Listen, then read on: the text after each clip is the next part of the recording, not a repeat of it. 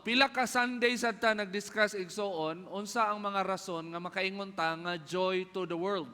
No, ang pinakauna nato nga rason nga nakita, no, nga we say joy to the world because the God that we serve is a promise keeper God. No, nga ato ang Dios nga gialagaran kung naa siya ibungat, naa siya iingon, tumanon gayud niya. No?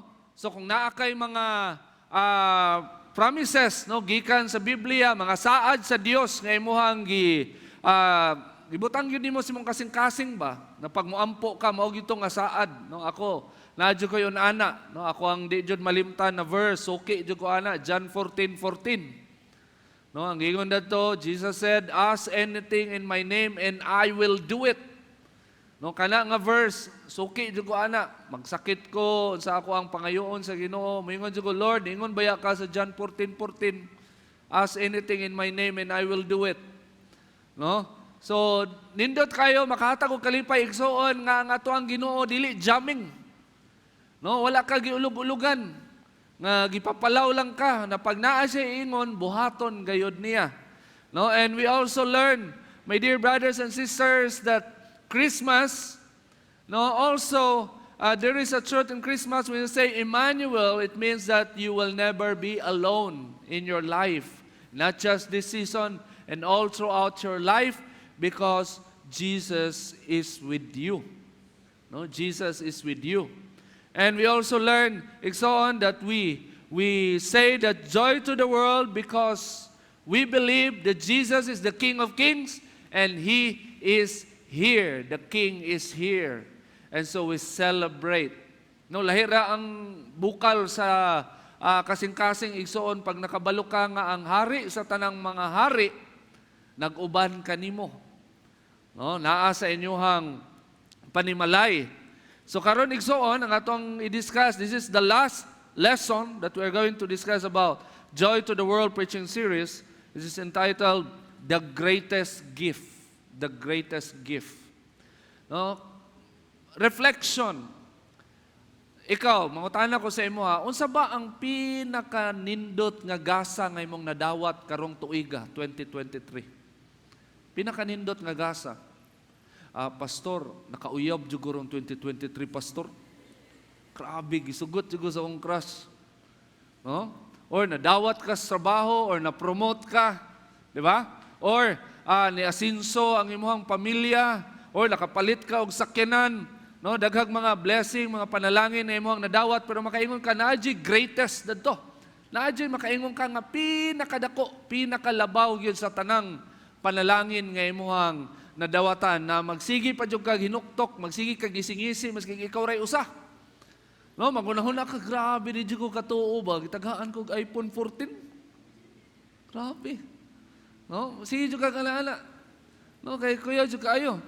No? And brothers and sisters, right now we will talk about the greatest gift that I think only the Lord can give to humanity. No, in Isaiah chapter 9 verse 6, gibasa ka kanina, basahon na to usab. No, in Isaiah chapter 9 verse 6, gingon dinhi, for a child is born to us, a son is given to us. No, nag-ingon ng Biblia igsoon, ang gihatag gikan sa Dios dili material nga butang, dili bugas, dili panalangin nga temporal, kundi ang anak gyud. No, gingon dinhi, for a child is born to us, a son is given to us. The government will rest on his shoulders, and he will be called Wonderful Counselor, Mighty God, Everlasting Father, Prince of Peace. No, mo na giingon sa Biblia. No, nagisgotag the greatest gift, no. Nagunahuna ta kaganina, unsay pinakadako nga regalo nga imong nadawat karong panahon sa Pasko? Unsay pinakadako nga regalo nga imong nadawat panalangin sa 2023? Pero karon igsoon, gusto na to i-highlight nga walay makalabaw sa gasa o panalangin nga ang Dios lay makahatag mo ang iyahang anak. In John chapter 3 verse 16, giingon dinhi, for God so loved the world that He gave His one and only Son, that whoever believes in Him shall not perish but have eternal life. Mao ding way makalabaw igsoon. Kay ang gasa nga gihatag sa Dios makahatag man day sa kinabuhing walay katapusan. No? Mga material nga butang, malipay katuod. Tinuod yun na siya. Pasalamat yun ka sa Ginoo. Pero di na makagarantiya igsoon nga magsigi kag ngisi tibok tuig sa 2024. Di na garantiya. No, na kay mga material nga butang nga na-enjoy panahon sa Pasko, pero dili na garantiya nga mao jud ay pinaka butang nga makaingon ka pwede na ka mamatay. No? Kasi ba dire nakatesting na namoy nadawat tapos nakaingon ka nga pwede na jud ko mamatay. No, nakauyab ka, pwede na jud ko mamatay. Mabiyaan ang uyab. No? Lisad no? Lisad ka kaingon no? Nakay sakyanan, ay Lord, pwede na jud ko mamatay kay naa ko'y sakyanan. Orag lisod itunong no? Orag lisod itunong. Pero I tell you, brothers and sisters, if you have this gift that only God can give you, no, makaingon jud ka nga pwede na ka mamatay because you are ready to face God in eternal life. No, in Romans chapter 6 verse 23, gingon din ni Igsoon, for the wages of sin is death, but the gift of God, the greatest gift of God, is eternal life in Christ Jesus our Lord. So grabe, no? Kung naunaon nimo ang Pasko, Christmas, tanggalon nimo si Christ sa Christmas, mahimong meaningless ang Pasko. Pagtanggalon mo si Kristo sa Pasko, mahimong meaningless ang Pasko. Mahimong walay kalipay ang Pasko, igsoon, tungod kay ang naghatag og kalipay si Kristo. Jesus man. Wala na mahilain. No? Munang maingon ta nga the greatest gift. Kay dili basta-basta ang gihatag sa Dios, no, sa tibuok katawhan sa kalibutan, igsoon. No? Greatest kay di siya makumpara sa mga material nga butang. Greatest, kay di siya makumpara even sa imong mga minahal sa kinabuhi. Greatest, tungod kay siya lamang, siya lang, ug walay lain, ang makahatag o kinabuhing walay katapusan. So what makes Jesus the greatest gift? No? Yes, we know nga through Jesus na ay kinabuhing walay katapusan, pero natay mga tanawon, igsoon area sa life ni Jesus na makaingon ta nga greatest yun. No, pinakakuyaw nga gasa nga gikan sa Dios. No, first, what makes Jesus the greatest gift? First, He is the only man who lived on this world without sin. Siya lang ang tao nga nag-exist, nabuhi sa kalibutan nga walay sala. Munang greatest gift. Oh, tagaan kag example. Na inihatag sa mo ang iPhone 14, malipay ka. Amen? Pero ang imo ang iPhone 14 nagihatag sa imo na garas ang screen. 1/4 sa screen na garas. Malipay hapon kano kay iPhone 14 man. Pero kung tagaan kag iPhone 14 nga kompleto gyud, wala gyud garas, hamis jud kayo, mas dako imong kalipay. Amen? It's same with other things.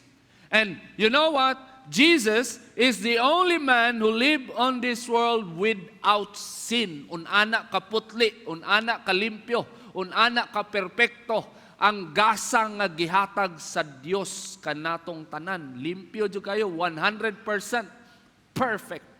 No? Ang giingon sa Hebrews chapter 4 verse 15. For we do not have a high priest who cannot sympathize with our weaknesses, but was in all points tempted as we are, yet without sin. No, according to the Bible, si Kristo, no, makarelate tuod siya sa atoang tanan, no, kay siya sad gitintal sad ni Satanas. No, ni agi sad siya, ni agom sad siya og tanang temptasyon sa kinabuhi, pero ang wala lang niya gibuhat igsuon nga nabuhat nato, wa gyud siya nagpakasala. Unana siya kaputli, unana siya kalimpyo, o unana siya kaperpekto. No, in Hebrews chapter 10 verse 14, no, nag-ingon ang pulong sa Ginoo, for by that one offering He forever made perfect those who are being made holy. Okay, Igsoon. Tungod kay si Jesus perfect. Tungod kay wala siya'y sala. Pinaagi sa iyang kinabuhi, tanang tao nga gihimong balaan sa Dios, mahimong perpekto tungod niya. Unana ka amazing. Asa man ka mangangkong anang unana nga klase nga gasa igsoon. No, naay kinabuhing walay katapusan, Pero naapod say gahom nga kaya himuon niyang perpekto imong kinabuhi nga di masabtan. No, makayon ka, pastor. Daghan na jud kong nabuhat sa kong kinabuhi, pastor. Moingon siguro ko, pastor, nga biyan repair na ako ang kinabuhi. Daghan ako nabuhat, pastor, nga di makaog iro. Oh, namin may nadungog ana, nasa niingon sa mga ana. Pastor, grabe na gid ako ang naagom sa akong kinabuhi, na nalulong ko sa drugs, na namaligya ko sa shabu, tapos inom-inom, tapos prostitution, no, nagpa-abort og bata. Kasi lala jud kayo ang gibuhat sa iyang kinabuhi. No? Was maingon nga wala na gyud sila paglaom karon igsuon. Mo lang nakaingon ta nga Jesus is the greatest gift. He is the only person who lived without sin. And because He is perfect, He has the power to make you perfect also. Inay mong katapad, kaya ka iperpekto sa Diyos. Oh, kaya ka iperpekto sa Diyos. Kaya ka baguhon sa Diyos. No? Kaya kayong gingon, no? Hebrews 10:14, by that one offering, He forever made perfect. Okay, no? Dili, karon lang. Dili, ugma lang. Dili, after 3 months, mo expire. Ang gingon diri, by that one offering, He forever made perfect those who are being made holy.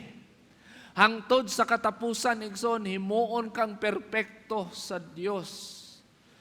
No, pagdawato nimo ang gasa nga gikan sa Dios, pagdawato nimo si Kristo, isip nimo ang personal nga manluluwas og Ginoo, og sa dihang imo nang i-surrender imong kinabuhi sa iyaha, He has the power to make you perfect forever, and He will make you holy. No, ana ka amazing ang gasa nga gikan sa Dios. Dili alang-alang. Amen, dili alang-alang igsoon. No? Pag muhatag ang Ginoo, matagbaw jud kag salo. No? Pag kita ang muhatag, magunahuna pa ta, no? Kaya ang sweldo, pilan lang imong inipon.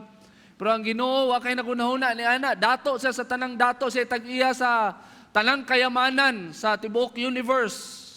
Siya gyud ang tag-iya sa universe. No, katong naa sa heaven, dili tong naa sa earth. No? Siya gyud ang tag-iya sa tanang kayamanan, pero sa pagmuhatag siya igsoon, dili kayamanan ang iyang priority, kundi iyang anak nga mao si Jesus. Mo ihatag niya sa imuhang kinabuhi igsoon.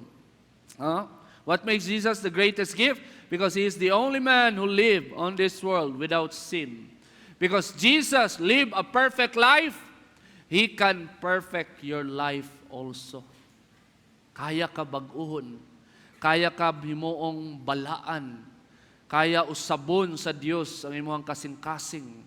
Kaya usabon sa Dios ang imong kinabuhi igsoon. Pag imong dawaton ang gasa nga nagikan sa Dios nga mao si Jesucristo. Ikaduha nga rason, what makes Jesus the greatest gift? Number 2, He is the only Son of the living God. He is the only Son of the living God. No, siya ra gyud, walay lain igsoon. Wala siya laing reserve. No, kung tahay naa siya 50 kabuok anak ang Dios na ihatag niyang isa, murag di kayo murag daghan mag-anak ang Ginoo, tagaan tag isa, murag okay ra. No, pero pag ngalan nga isa ra gyud ang anak sa Dios, tapos mao pag gyud ang iyahang gitugyan. No, kanatong tanan igsuon, lahi ang impact ana. No, lahi ang impact ana. No, in John chapter 20 verse 31, no, nag-ingon din but these are written, the Bible is written, that you may believe that Jesus is the Messiah, the Savior, the Anointed One, the Son of God. Highlight na to ang word nga the Son of God. Pasabot anang the Son of God, siya ra gyud, walay lain. Not a Son of God. No? Jesus is the Son of God, and that by believing, you may have life in His name. Tungod kay si Kristo lang ang tinuod nga anak sa amahan, igsuon. Tungod kay siya lang. No? So pasabot ang igsuon, siya rasad ang makahatag o kinabuhing walay katapusan. kanatong tanan igsoon. Mo nang the greatest gift. He is the only man who lived without sin, and He is the only Son of the living God.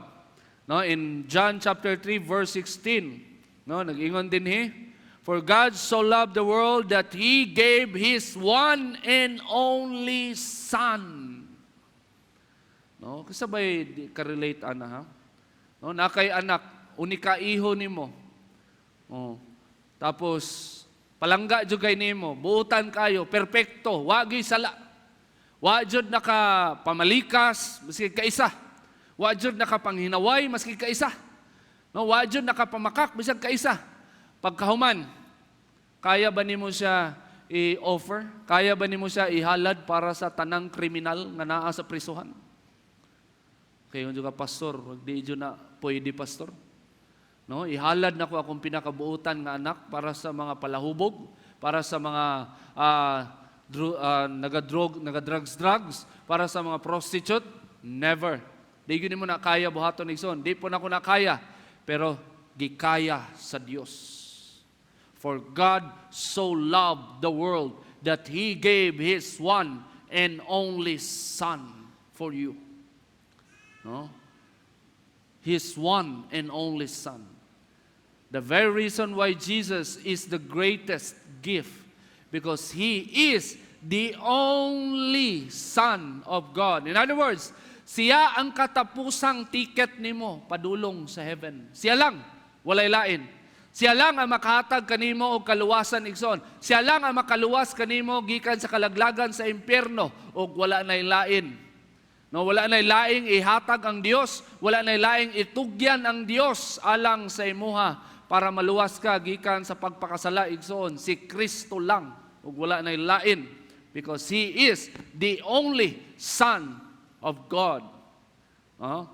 Natay nadungog nga nag-claim nga Son of God po siya.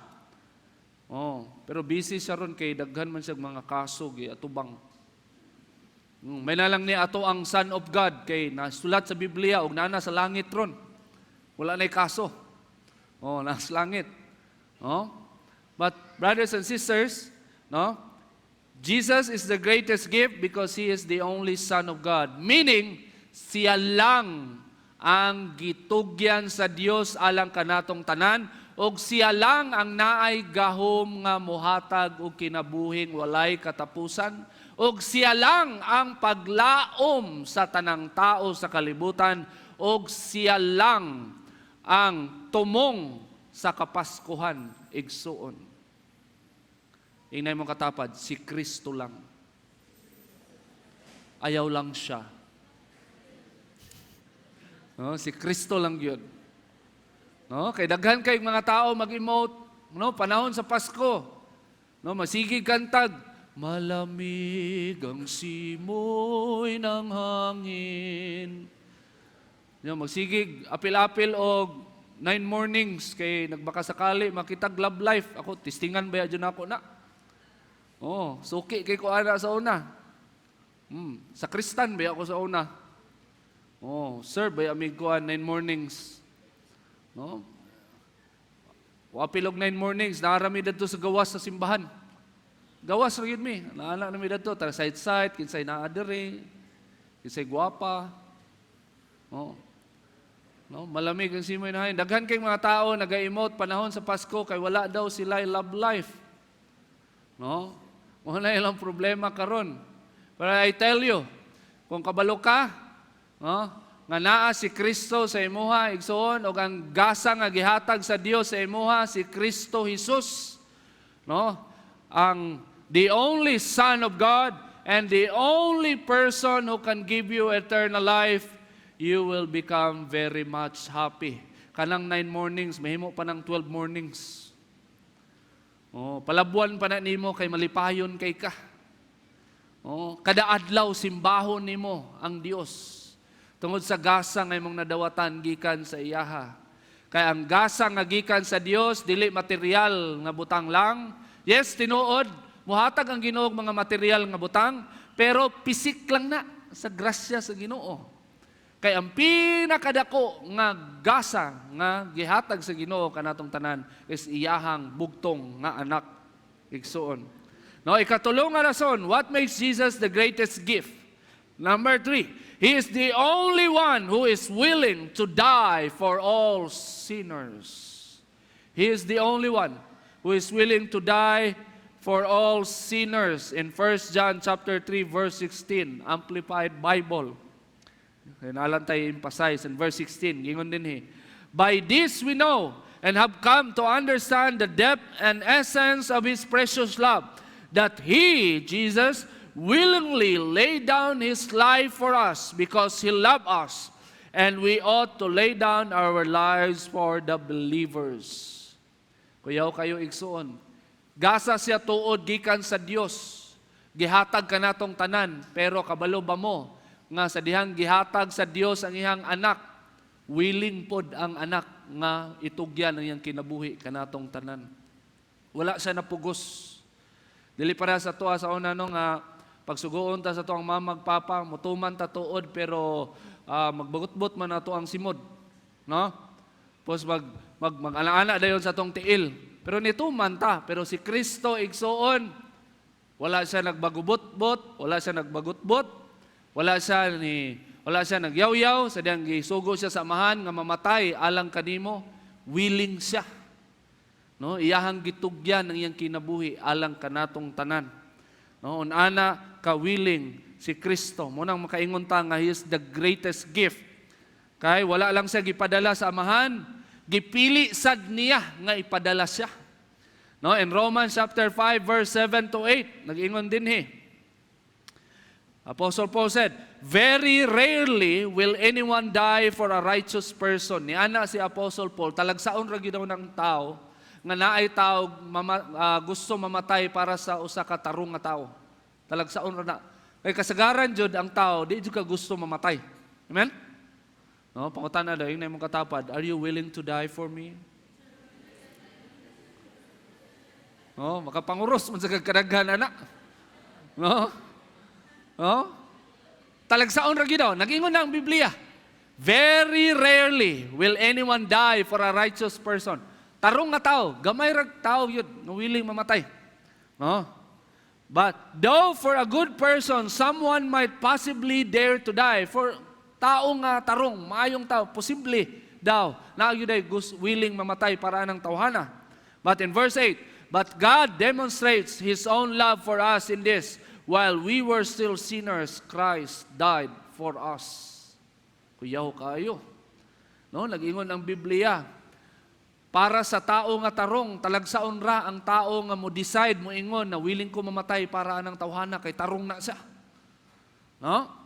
Kung naman galing tarong nga matarong, naman tayo tao nga matarong, ug naay mo ingon, posible daw nga naay mo ingon nga willing ko mamatay anang tawhana kay tarong na siya, maayong tao na siya. Pero kuyaw kaayo ang gasa nga gikan sa Dios. Sa dihang makasasala pata, namatay si Kristo kanatong tanan. Palakpakan nato ang Dios. Hallelujah. Lakaoy, kung ana nga gasa, no, di gani mo na ipagpalit bisag unsa pa sa kalibutan, igsoon. Gasa nga gikan sa Dios, amazing. No? Amazing. Jesus is really the greatest gift.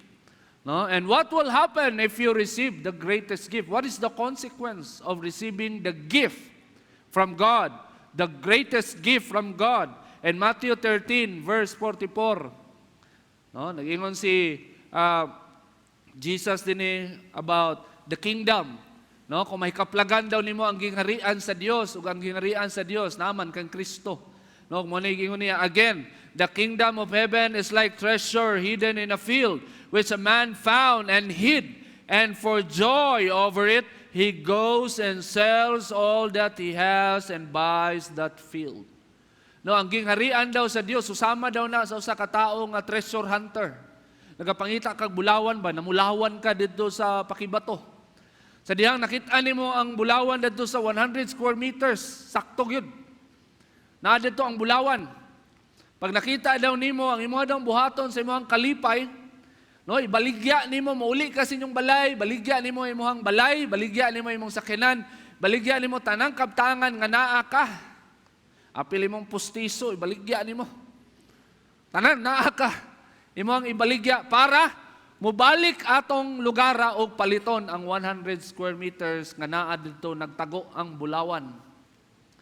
Ug mao daw na ang gingharian sa Dios. Ug kabalo ba ka nga ang bulawan, ang treasure nga ginaingon dinha si Kristo Jesus. Na pag makaplagan nimo siya, mahimo kang grabe ka malipayon og tanang naa ka, imuhang i-surrender, imuhang ibaligya, i-surrender, itugyan diha sa tiilan sa Dios. No? Unana ka amazing pag madawatan nimo ang gasa gikan sa Dios. No? For joy over it, he goes and sells all that he has and buys that field. Muna'y mahitabo.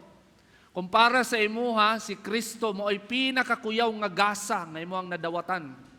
Kumpara sa imuha, He is the greatest gift of all time in your life. Then you will surrender everything to Him. Itugyan nimo sa iyaha tanan. Tanang naa ka, si Kristo na ang tag-iya. Amen? No, tanang naa ka. Tungod kay si Kristo naman ang tag-iya sa tanang butang nga naa ka. So ang imuha na lang purpose sa imuhang life is you are the caretaker of your life. No, ikaw ang magbalantay kay gitugyan na nimo kang Kristo tanan. In Philippians chapter 3 verse 8 to 9, naingon si Apostle Paul, what is more, I consider everything a loss because of the surpassing worth of knowing Christ Jesus my Lord. Niya na si Apostle Paul. Sa dihang nailhan niya si Kristo, iyaha daw gikonsidera nga tanang butang nga naa siya, wala na. Walay bili. Niya na si Apostle Pablo. Tanang butang nga tanaw niya na ibili sa una, ang iyahang titulo, ang iyahang pagkaprominente nga tao, ang iyahang kabtangan nga naa siya, sa dihang nahimamat niya si Kristo o nailhan niya si Kristo, nahimong walay bili ang tanang butang. For whose sake I have lost all things. Unana daigsoon, pag mahimamat nimo si Kristo, pag makaila ka kang Kristo, nga siya ang pinakanindot nga gasa nga gihatag sa Dios kanatong tanan. No?